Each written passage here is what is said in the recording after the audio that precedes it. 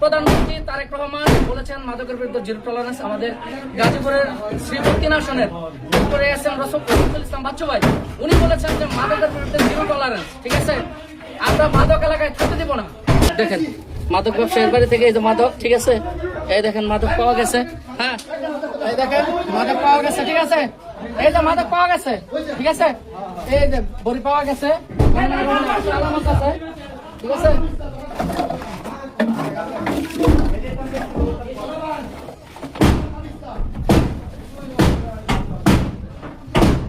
মাদক ব্যবসায়ী এই এলাকায় আমরা আসলে মাদকের এত সয়লাভ হয়েছে যা বলার মতো না।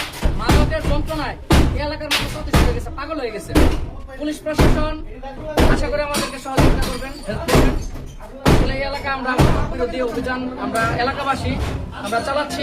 ঠিক আছে, আমরা চাই এই এলাকার যুব সমাজ বেঁচে থাকুক। অ্যাটলিস্ট প্রধান